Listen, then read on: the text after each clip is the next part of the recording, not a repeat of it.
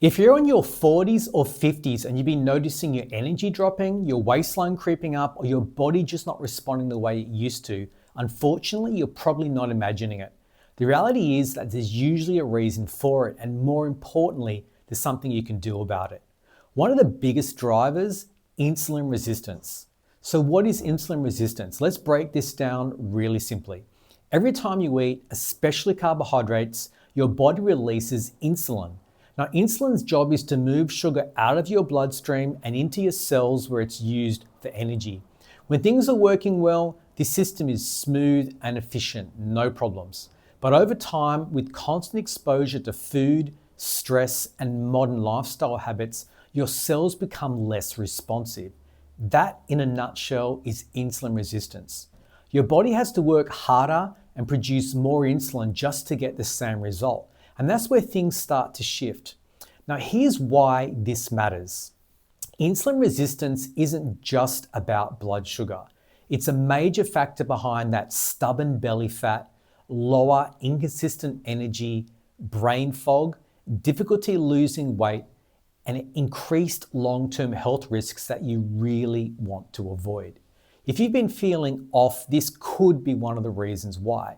And the important thing to understand is this is common, but it's not something you have to accept. There are things you can and should do about it as long as you take action.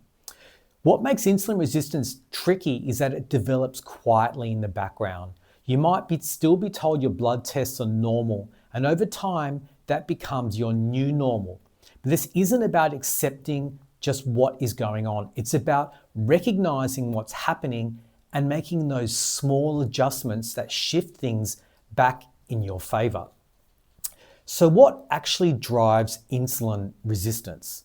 It's not about one big mistake. It's the accumulation of everyday habits over a long period of time.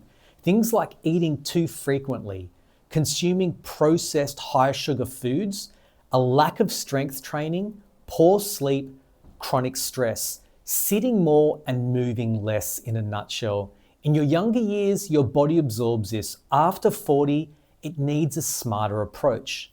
So what are the signs that you should really be watching out for? Your body usually, but not always, gives you signals before developing something serious. Things to look out for: that weight gain around the midsection, energy crashes, especially in the afternoon, feeling hungry not long after eating, those strong cravings for sugar, and are struggling to lose weight despite putting in the effort. These aren't signs you've failed. They're signals that your system needs adjusting. So what can you do? Here's the empowering part. This is very responsive to change. You don't need extremes. You just need that consistency. There are a number of things you can do to help insulin resistance. Number one, build muscle. Strength training helps your body use glucose more effectively. Number two, move more. Even a 10-minute walk after meals can make a big difference in clearing out that blood sugar. Number three, simplify your nutrition. Focus on whole foods, protein, fiber, and healthy fats. You don't need to cut out carbs, but moderating their intake is a step in the right direction.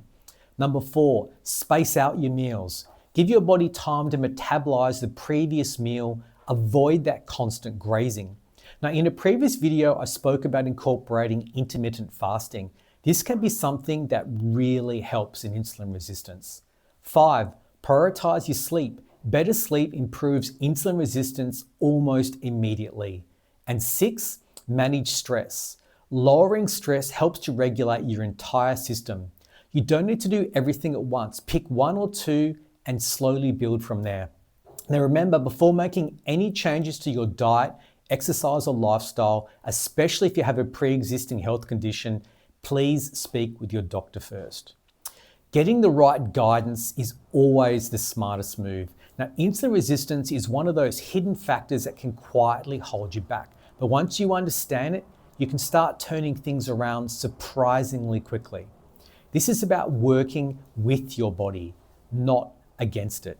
And the changes you make here don't just improve how you feel today, they shape how you live for the next 10, 20, 30 plus years. Start small, stay consistent. That's how you take control.